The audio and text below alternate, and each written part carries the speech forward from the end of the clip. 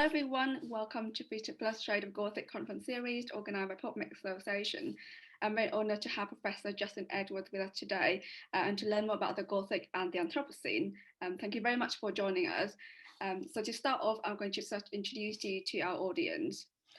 Ed was a professor in the Division of Literature and Languages at the University of Stirling, previously chair of English at the University of Surrey and professor and head of English at Bangor University. He was elected by fellow of Churchill College, Cambridge in 2005. Edwards received an MA and PhD in English at the University of Montreal, where he completed his doctoration on 19th and early 20th century US travel literature. Between 1995 and 2005, he taught at the University of Montreal and the University of Copenhagen, where he was appointed as an associate professor in 2002. He also holds an affiliate professorship in US literature at the University of Copenhagen, and in 2016 and 2017, he was a Fulbright scholar at Elon University, North Carolina. He's also a member of the Peer Review College for the Arts and Humanities Research Council and a trustee of the Modern Humanities Research Association. Justin's contribution to the study of Gothic literature started with Gothic passages, racial ambiguity, and the American Gothic, which examines the development of US Gothic literature alongside 19th century discourses of passing and racial ambiguity. This book focused on the ways in which writers of the period gothicized by racial and passing figures in order to frame them within the rubric of a demonization of difference. In Gothic Canada, reading The Spectre of a National Literature, he continued in the area by examining how collective stories about national identity and belonging tend to be haunted by artifice.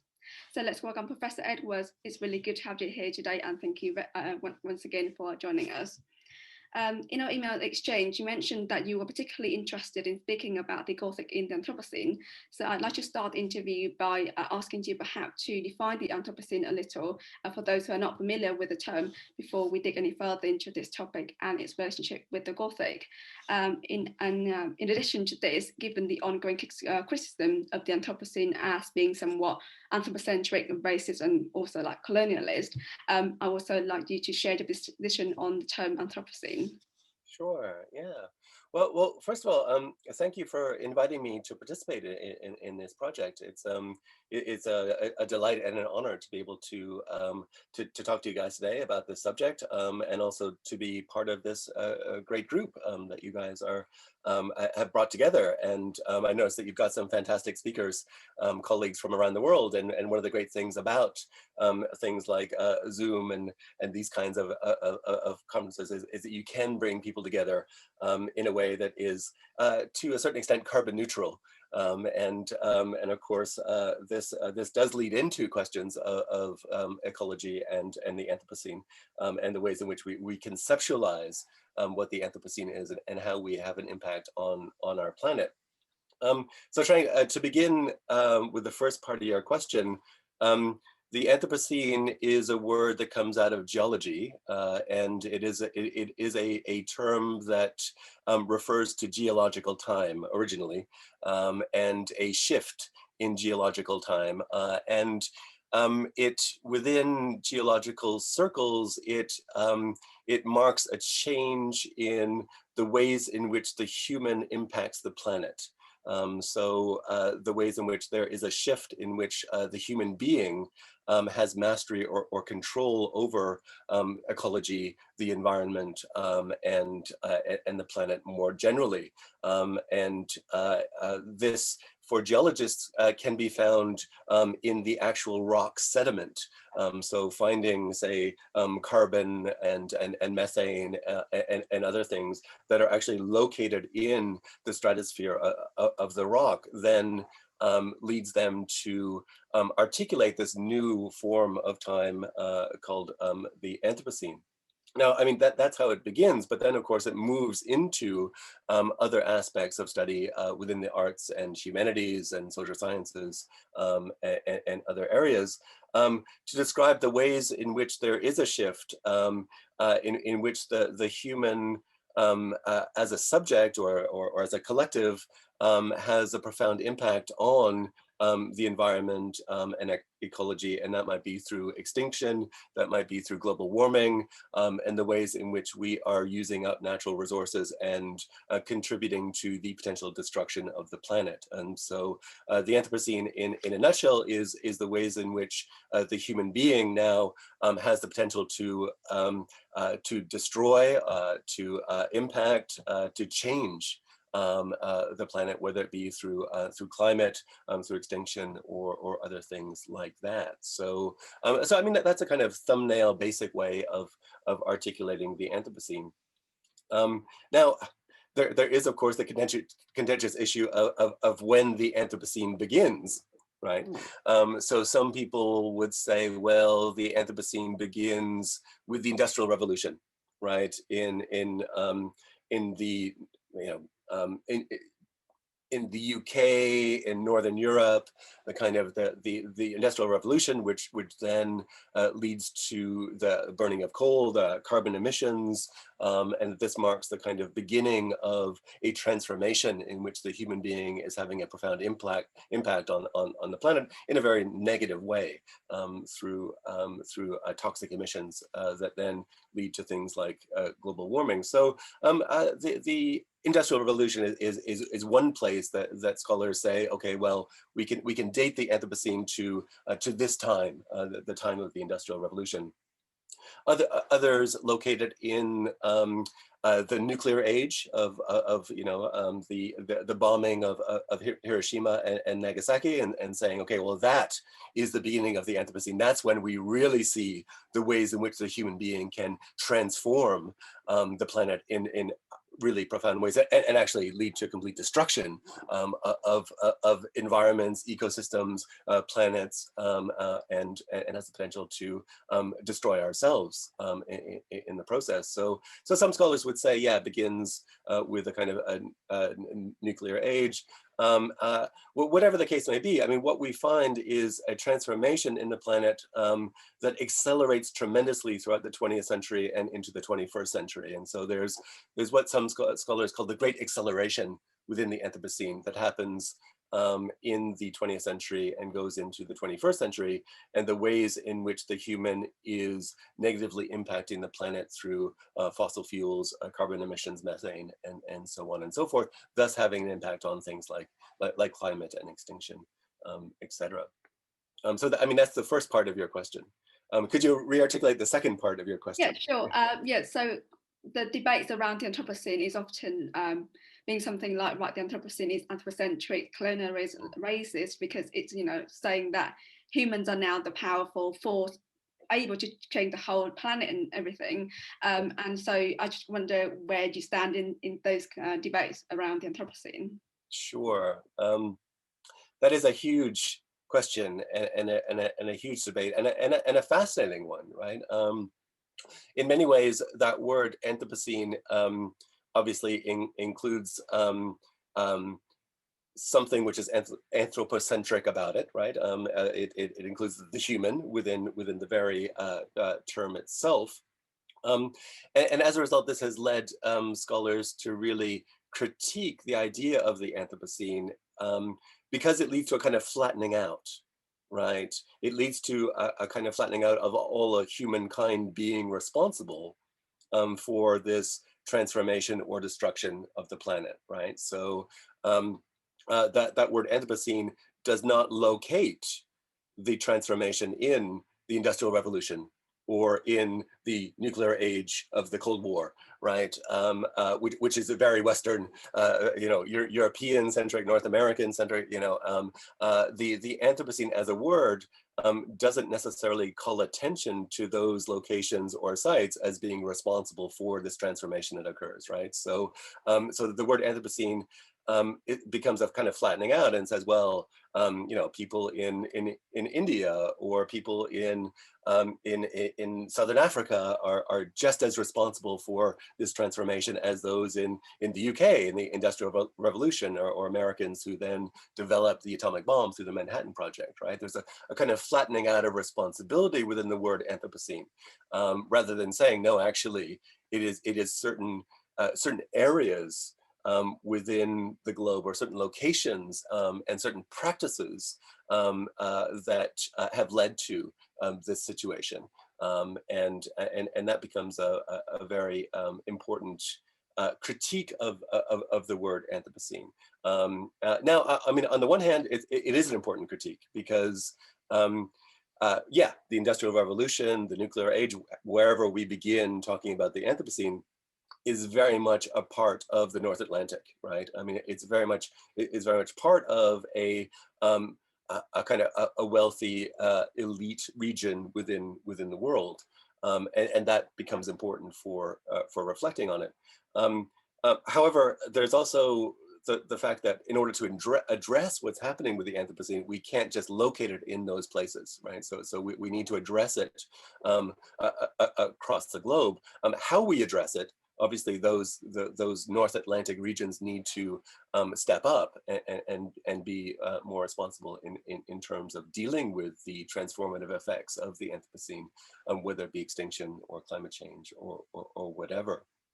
So yeah, there are many critiques to the word, but I think the main one is the flattening out and saying that all human beings are responsible for this transformation, when really it is a kind of industrialized Northern European or North American kind of area of the world that kind of starts this process. It then gets picked up elsewhere, of course, but in terms of responsibility, that word Anthropocene doesn't necessarily articulate that which is responsible. Yeah, yeah. Yeah, I think the Anthropocene doesn't really pay much attention to the nuances in terms of degree of responsibility of humans being for the planet Earth. So I think, yeah, it's problematic, but also at the same time, it's also a useful time to kind of talk about how it's kind of human action that causes damages to the planet, I think. I mean, we might make the analogy to the word post-colonial, right? I mean, that word post-colonial has always been contentious, right? And that's not to say that it's not useful. It is a useful term, and it's being replaced now, of course, by decolonization and the decolonial, which is a very good. But certainly during the 1990s and early noughties, that word post-colonial was important. But always interrogated. And I think, we need to do the same with that word Anthropocene. Now, of course, other scholars have proposed other words, instead of Anthropocene, right? So other scholars have proposed the Capitalocene, right? Other people have proposed the Plantationocene as being words that could potentially replace the Anthropocene because they, in and of themselves as words, place an emphasis on, say, the development of capitalism in the Capitalocene, or the development of a kind of plantation slavery culture in the 16th century in the Plantationocene, right? So those words, if they were to be used as replacements for the Anthropocene, then do call attention to the ways in which economic models like capitalism or like slavery and the transportation of Africans through the Middle Passage to plantations in North America and other places in South America and elsewhere in the globe, then become important pivot moments in the transformation of the planet, the transformation in species, the transformation in land, the transformation in relations between people, but also between humans and plants and humans and animals as well. And those words, I think, are very important, and I think that we should not dismiss those words, and we should think a lot about the use of that word Anthropocene, and use it alongside Capitalocene, which calls attention to capitalism as being that which is responsible for this transformation that has occurred, or Plantationocene, which then dates back to European expansion and imperialism and slavery. I think these words are all important and can be used and almost be interrogated as well. All must be used in all of their complexities. Yeah, certainly. Yeah, I totally agree. So just kind of move towards a bit to the relationship between the Gothic and the Anthropocene. And in your recent talk on your upcoming book titled Gothic in the Anthropocene, you said that we live in Gothic at that time, which is really interesting. I just wondered if you could unpack that a little by talking perhaps about um, how the Gothic informed understanding of this geological epoch. Sure, yeah.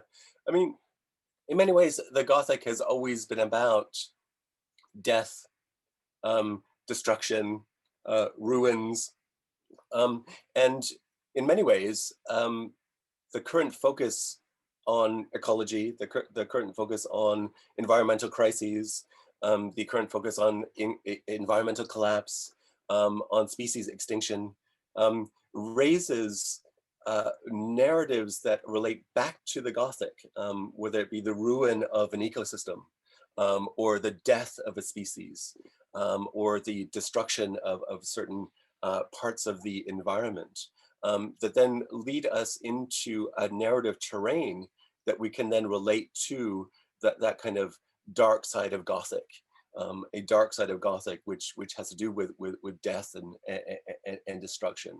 And so, to answer your question, I think the Gothic offers us narrative forms and narrative strategies to be able to articulate the times in which we are living, at times in which are crucial in addressing the large-scale mass extinction events, death and ruin of ecosystems, the destruction of various parts of the world, and so I think the Gothic gives us language in order to be able to articulate these things that we're experiencing now.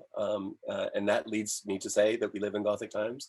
And I think it gives us narratives in order to be able to, articulate what we are experiencing and what we are going through. And that leads back to things like the destruction of the Castle of Otranto in the 18th century, or the fall of the House of Usher, the kind of the ways in which we might consider the collapse of the castle or the collapse of the house, in relation to the collapse of ecosystems or the environment, and thinking about these things in analogous ways. The planet is our home.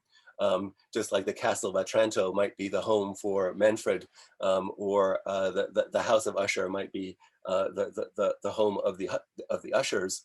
We can kind of conceptualize these kind of narrative forms within the larger context of a home or homely space that we inhabit within the planet, and the destruction of that, or the crumbling or the ruin of that planet, is something that we can think about in terms of Gothic narration, and the language that Gothic has offered us. Yeah, I don't know if that fully answers your question, but I mean, that's kind of definitely. what I meant by that. Yeah, no, definitely. I think, yeah, the Gothic kind of really focuses on the idea of, like, yeah, as you said, ruin, destruction, the collapse of systems, and kind of bringing death and suffering to not just humans but also non-humans. But then that kind of reminds me of, well, I can't remember where I read it, but I heard and kind of read elsewhere that there are people who actually find the idea of, like, catastrophes enjoyable rather than horrifying. So I just wanted to ask whether, in some way, the Gothic could perhaps run the risk of kind of romanticizing those catastrophes, and then sort of like kind of failing to kind of warn us about the consequences of, ecological disaster altogether. Yeah. No, that's a really good and a really important question. I mean, if you take a novel which was then made into the film The Road, Cormac McCarthy, for instance, right? I mean, what you have is a very popular novel, a very popular film, which is very much based on apocalypse, right? And so an apocalyptic narrative like that then becomes a form of entertainment. It becomes kind of consumed on Netflix, or consumed as a novel, a bestseller, or whatever, and that can lead to a situation in which the narrative then provides a kind of entertainment or even sensationalist dynamic for the reader. that might romanticize, but I think more of a kind of sensational aspect exists within those kinds of apocalyptic narratives, and those visions of global death and destruction, and environmental collapse, and apocalypse. Yeah, can be quite sensational, and when consumed uh, as entertainment, as you're suggesting, can be very problematic, right? It can be enjoyable, rather than actually getting us to really reflect on or kind of think about what this might mean. Now, the Gothic has always been like this. I mean, this is not new to the Gothic, right? I mean, the Gothic has always been a popular form, going back to Matthew Lewis's The Monk, for instance, going back to the Castle of Otranto again, you know, going back to classic 18th century Gothic novels. They are popular, and they are often quite sensational, right?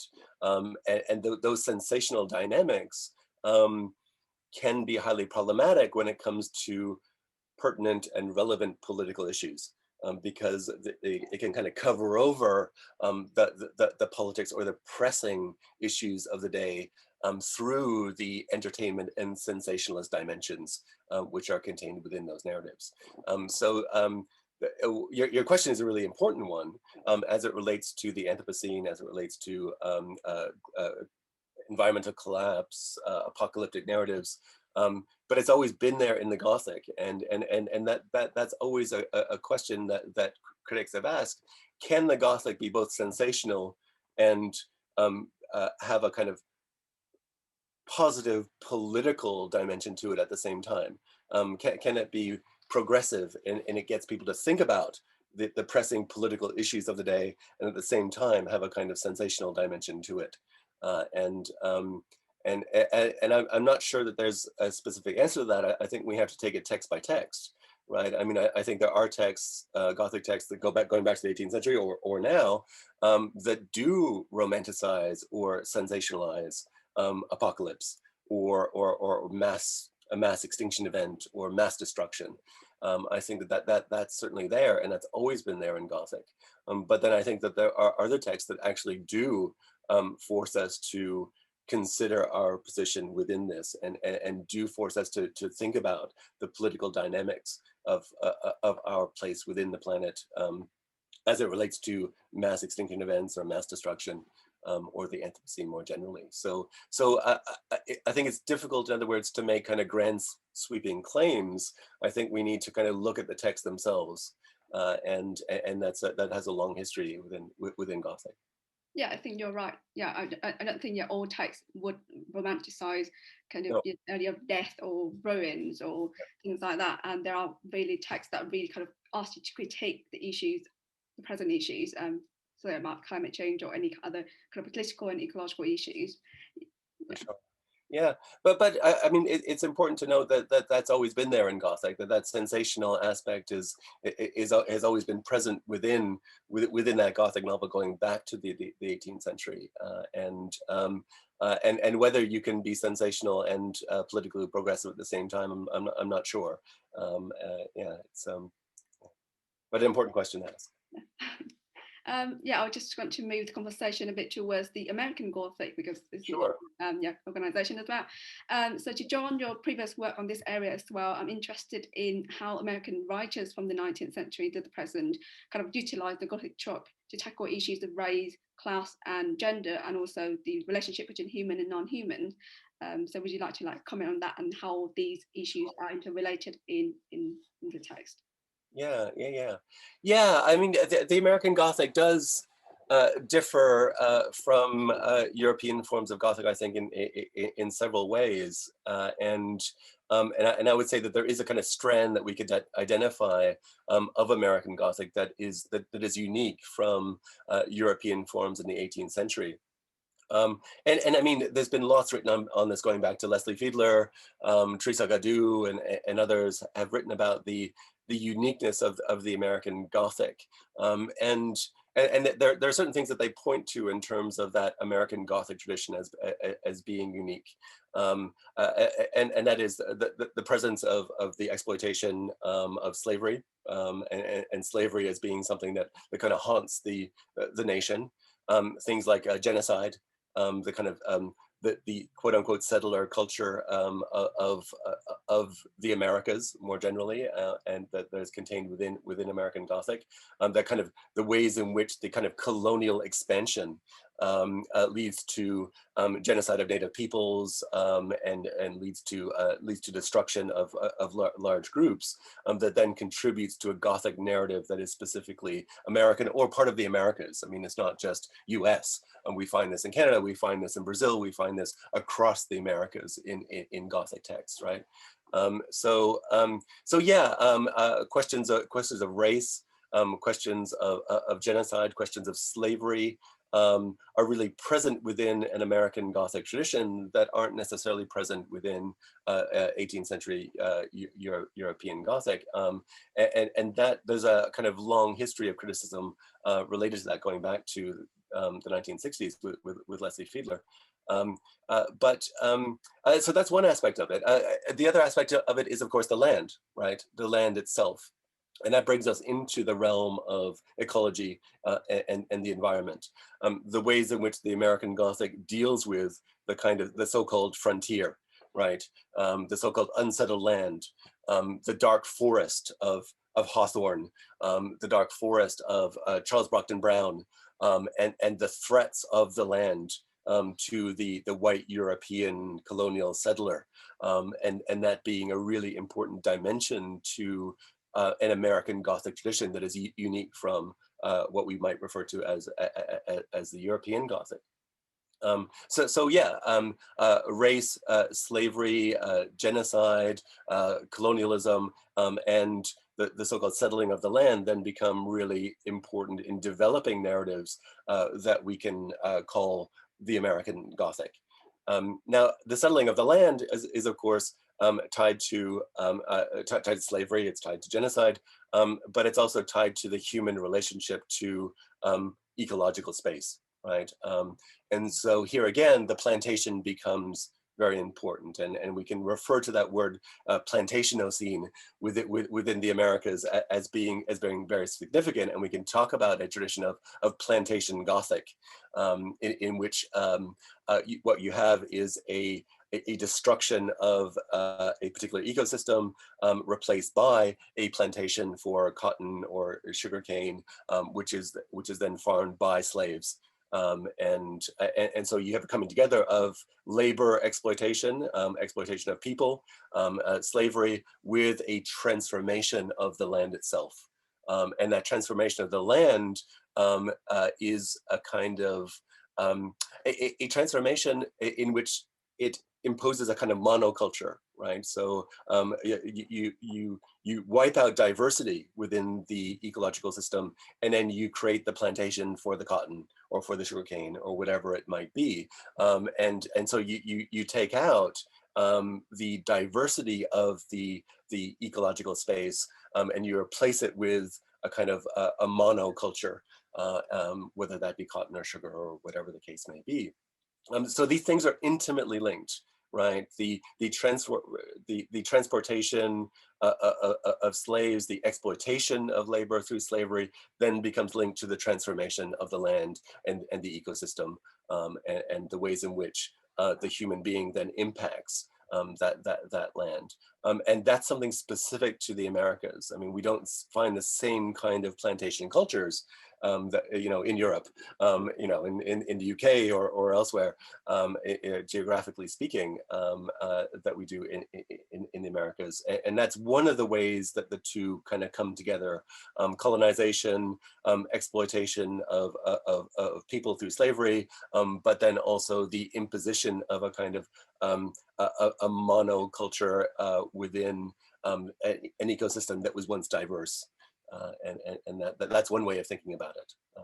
The other way of thinking about it also is in terms of what constitutes the human, right? I mean, and that was the debates around slavery that go back to the 17th and 18th century.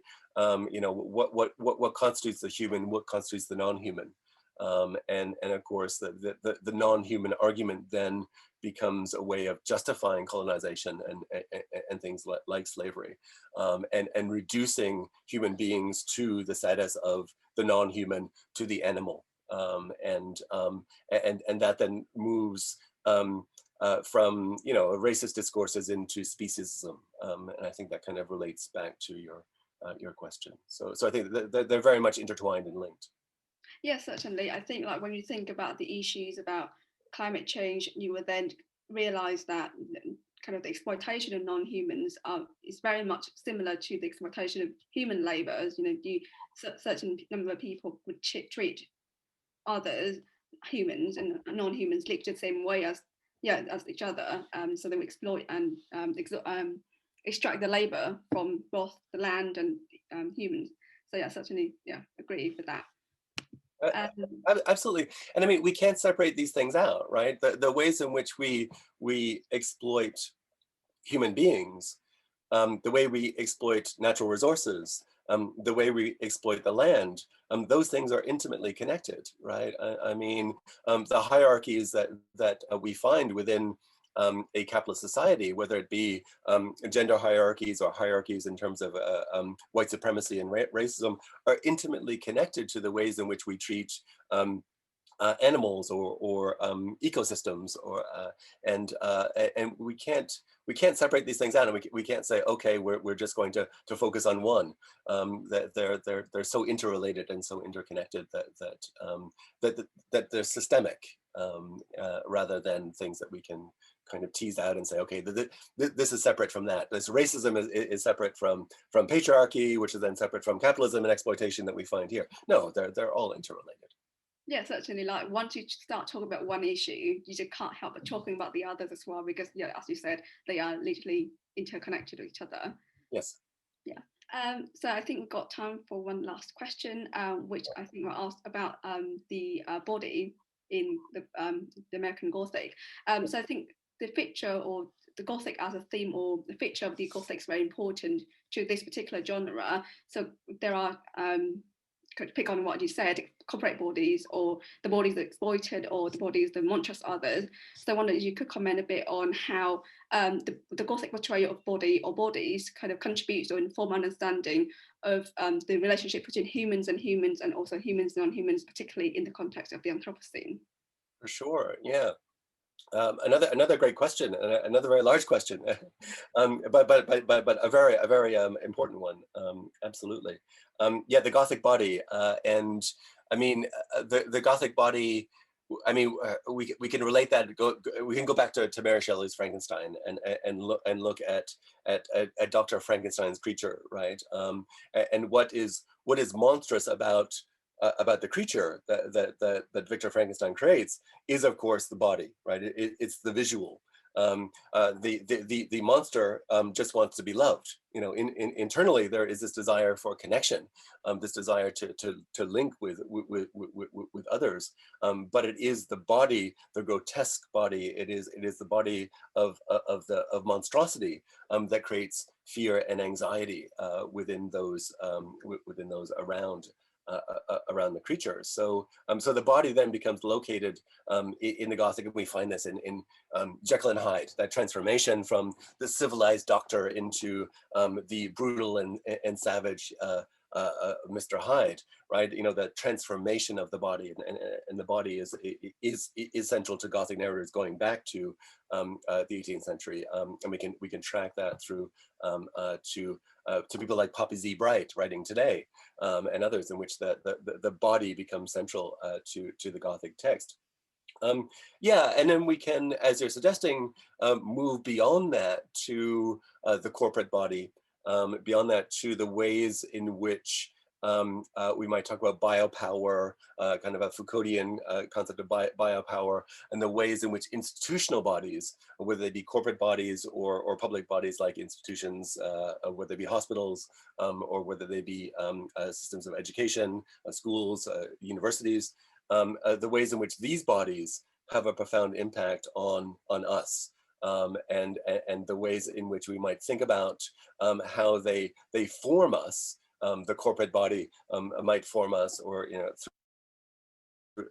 biopower might form us through an education system, or through hospitalization, or whatever the case may be, and that those bodies then become exploited and changed and transformed in various ways. Now, how does this relate to the Anthropocene? Well, the body is of course central to any conception of the Anthropocene, right?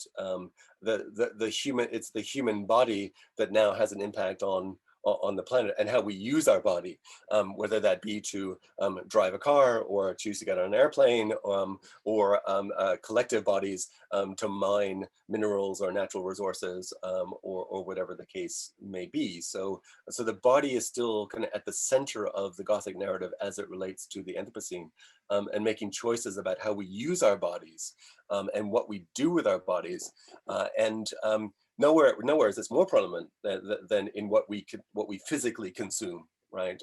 So veganism, for instance, being a ways in which we can conceptualize that relationship between the physical body of the individual and the Anthropocene, right? Like choosing not to eat animal products, to have a plant-based diet, then becomes central to the ways in which we can think about methane emissions, the ways in which we can think about the treatment of animals, the exploitation of animals, and use our bodies to avoid those forms of exploitation, and those things that are going to further lead to the destruction of ecosystems. So the body is still kind of at the center of any Gothic narrative that might be related to the Anthropocene, and what we consume on a daily basis in our bodies, that then becomes central to an ethical response, I think, to the Anthropocene. But in order to be able to have that ethical response, we also need the Gothic narrative. We need the narrative of, if we don't choose to act in this way, if we don't choose to stop eating animal products, if we don't choose to stop driving cars and getting on airplanes, then we are going to end up in ruin. We are going to end up in death and destruction. So we need the Gothic narrative in order to help us to conceptualize and to see that relationship between our own bodies, and our relation to the wider world, whether it be other animals, whether it be ecosystems, environmental change, and ecology. Yeah, I've actually never really thought of kind of the idea of the human body as a sort of important in this sense, particularly in the sense of the Anthropocene. And I think you're right, the question of consumption, of contamination as well, as kind of involves all sort of like humans and non-humans bodies altogether. And I think the Gothic narrative can be a really helpful tool to kind of question and explore these sort of relationships, especially where it's kind of play with the uncanny, for example, or all sort of like fear and anxiety. So yeah, I certainly agree with that. Yeah, definitely. And quite often, the Gothic narrative is very much about the body consuming, right? I mean, the vampire consuming blood, the zombie consuming brains, right? I mean, we have this. We have this body, this monstrous body in the vampire or the zombie that is consuming, and I think we need to think about that for ourselves in relation to the Anthropocene. We need to think about our daily actions of consumption in relation to that, and I think the Gothic narrative can help us to see that. Yeah, definitely. So yeah, thank you very much for this. I think it's now time for the Q&A session. So if anyone wants to ask Justin a question, you could use the reactions button at the end of the chat, or just time the chat you want to ask a question, and then I'll call out the name and you can ask the question.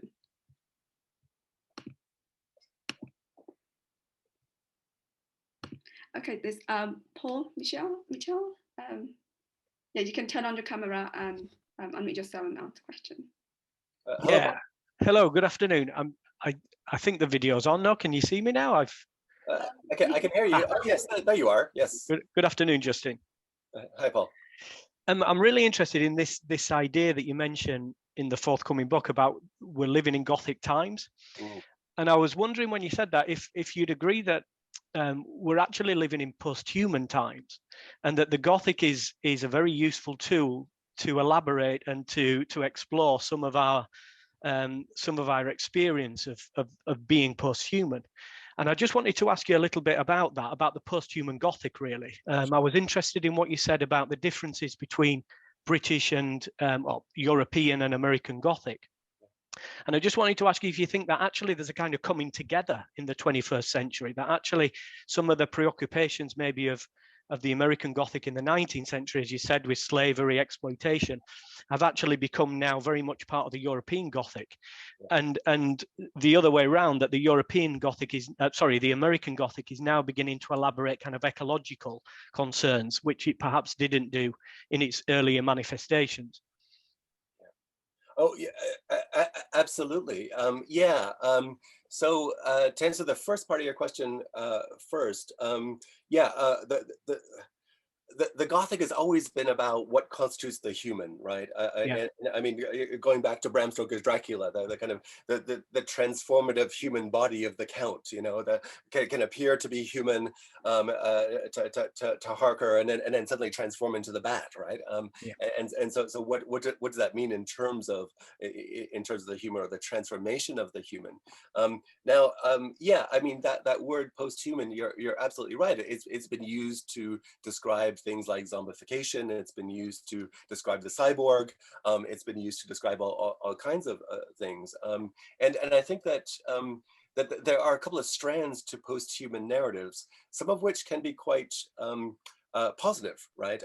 To move into the post-human could be moving beyond the political hierarchies related to patriarchy or racism and white supremacy. Moving into the post-human could have a kind of utopic vision of leaving these things behind us, which we all, of course, want to do. The flip side of that is the post-human as a kind of machines, or that which is non-human, controlling us in some ways, and a kind of much darker side to the post-human. And so I think that there's a Gothic strand in that second part of the post-human, and the human kind of losing touch with any kind of power over the technology that the human has created, for instance. And there's definitely a dark Gothic aspect to that. So I mean, that's the kind of, I think that answers the first part of your question. Yeah, absolutely. The second part of your question is really very pertinent, I think. Right now, I'm editing a collection of essays called Global Gothic, the Edinburgh Coming into Global Gothic, which follows on Glenys Byron's book on Global Gothic. And you're absolutely right. I mean, thinking about Gothic just in terms of national traditions or regional traditions is something that we need to move away from. And a focus on the Anthropocene or the Capitalocene, or whatever we want to call it, is very much part of that. Thinking about ecological collapse is not something we can do just within a national tradition of Gothic literature, and nor should we. So I think that those kind of categories of national traditions are important for literary history, and thinking about the ways in which a Gothic tradition might develop in the United States from Charles Brockden Brown and Hawthorne and be distinct. But in a kind of contemporary global world, I think that those kind of national divisions begin to break down, and we see something that we can call a kind of global form of Gothic that in which there's a kind of mesh in which things are related and connected. Yeah. Thanks very much. Thanks. Oh, you're welcome. Thanks for your question. If nobody else is going to ask a question, if you don't mind, I'll ask another one. I'll just follow up on what you were saying, if that's okay. Trang? Yeah, yeah, I was just going to say that I think what you said is it's really interesting. That idea of the global Gothic, I think, is kind of becoming something that, as you say, academics now are beginning to consider. Do you think that I get the feeling that Gothic is becoming, in a way, more affirmative? You know, that in the past it's been obviously, you know, associated with horror, shock, you know, celebrating, as Trang mentioned earlier, some of the more unfortunate things that happen. But actually, I get the feeling that the 21st century Gothic is becoming a lot more kind of politically aware, and that it's using some of those elements of shock and horror to make very important and affirmative political messages, particularly about the Anthropocene and about ecological issues. Do you agree with that, or do you see it in a different way?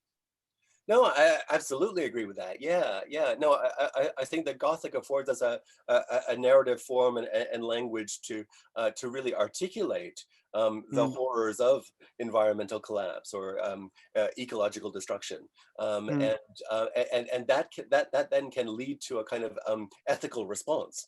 Once we can envision and articulate the narrative of ecological collapse, the death of humanity, it's only then that we can actually begin to really fully understand what that means and then act appropriately. So I do believe that there's an ethics to contemporary forms of global Gothic, or there can be. Not like we were saying earlier. We don't want to make broad generalizations about the Gothic because they're just we have to take each text on its own merits. But I think there is a strand that you're pointing to that is really important for thinking about the ways in which we can draw upon the Gothic Gothic narratives and language of the Gothic to really help us to understand the kind of crises that we're going through now, and to therefore, once understanding them, act appropriately in terms of ethical responses. Right. Thanks very much. Thanks, Justin. Yeah. Have we got any more questions from the audience?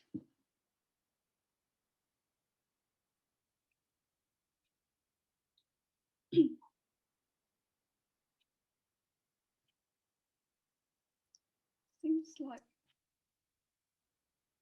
no more question. If you don't mind, I'll ask another one because it's something that you said right at the beginning, and it really made me think, in the sense you were talking about the kind of beginning of the Anthropocene as a concept, in talking about the Industrial Revolution and the nuclear age, and these kind of, you know, very important kind of moments historically when we really started to impact upon the world and the planet. And I was just wondering what you think about the idea that actually the impact of more kind of benign forms of human impact. I was just wondering about the role of medicine, and if you have any thoughts about that, in the sense in which, is it possible to conceive as the beginning of the Anthropocene in terms of our ability to fight disease, for example, and the consequences that has in terms of population growth? You know, that actually that's had a massive impact on some of the problems that we now experience ecologically, and that it's not always necessarily related to, you know, things that we would consider to be historically kind of negative events like Hiroshima and things like that, but there is a kind of a much longer projection in terms of the development of the Anthropocene, which actually kind of didn't necessarily begin with nefarious ends, that actually it began with the intention to kind of, you know, to save people's lives and to prevent suffering.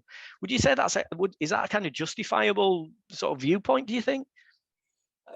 I think so, and it's a very pertinent question at a time of in time of COVID, and yeah. So yes, absolutely. But yeah, I mean, medicine being something that can be conceptualized in terms of something that's very positive, keeping people alive. And of course, I mean, the Gothic is quite often about that relationship between life and death. And blurring the boundaries between life and death, and of course, you know, medicine does that. Medicine has the potential to keep people alive, or indeed to kill people, right?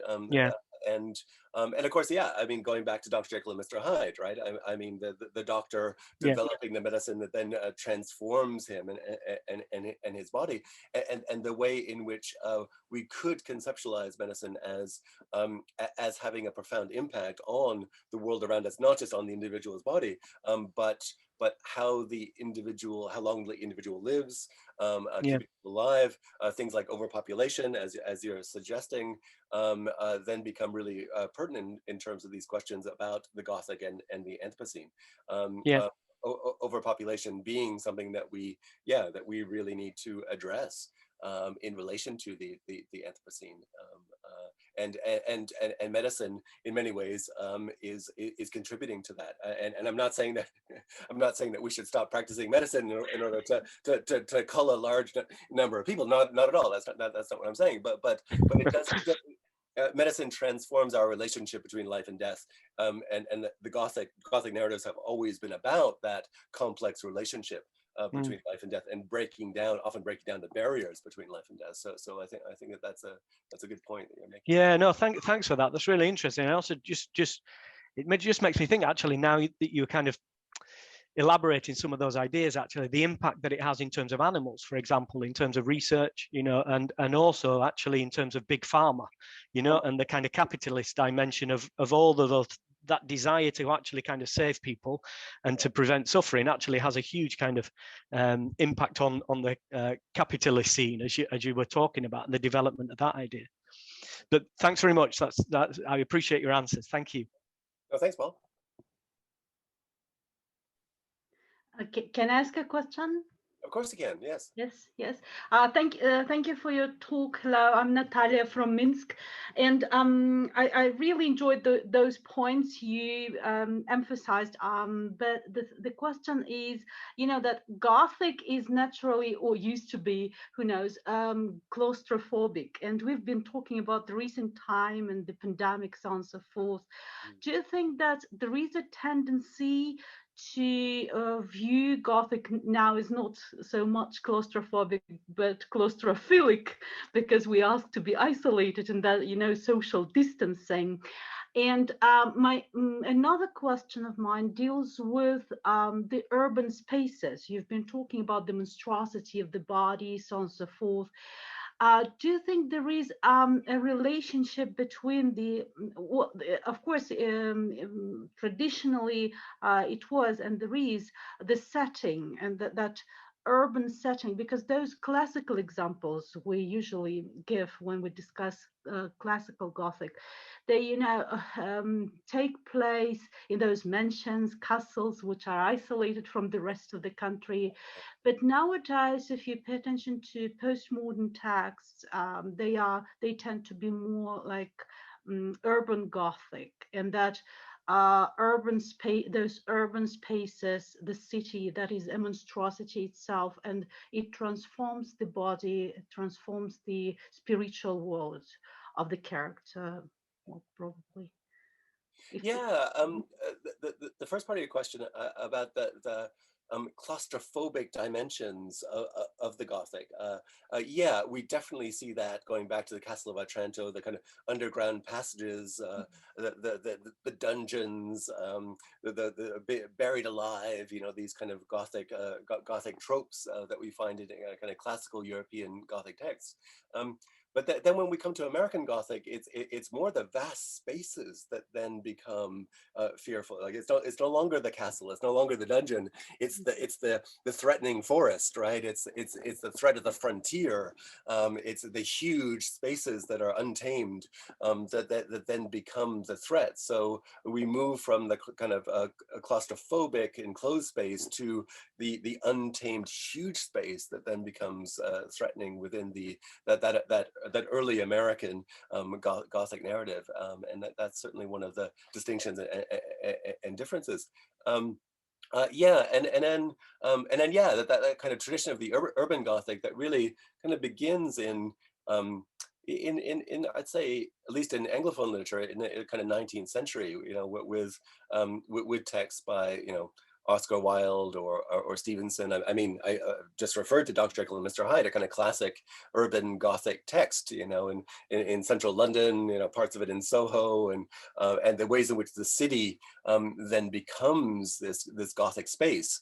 You know, Stevens writing around the time of Jack the Ripper, and the ways in which the urban location, the urban space can create a certain anonymity for people that then leads on into the 20th century in Gothic narratives about the serial killer. You know, they're usually within urban settings, and the kind of the ways in which the serial killer can then blend into the populace, the large urban population, and that fear of the monster as being invisible, right? That, like, no longer being Frankenstein's creature in which the monstrosity is inscribed on the body, but within that kind of urban Gothic context, quite often, at least in contemporary forms, that there's that fear of the monster being your neighbor, not knowing that this person is the serial killer, not, you know, the serial killer walking beside you on the street and having no idea that this person is dangerous or monstrous in any way. And so yeah, there's definitely a transformation there in terms of space. Thank you so much.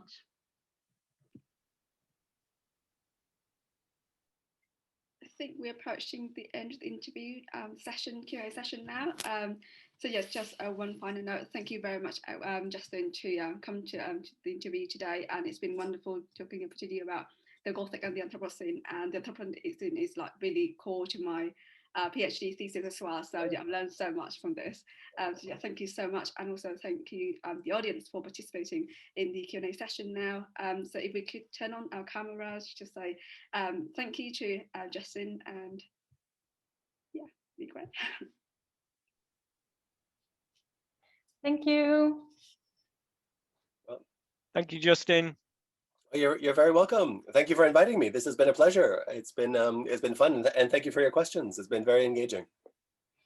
Thank you, and thanks to our public as always. So some of you we will see again as you will be in our panels. So thank you for this nice talk and interaction. Okay, well, you're very welcome.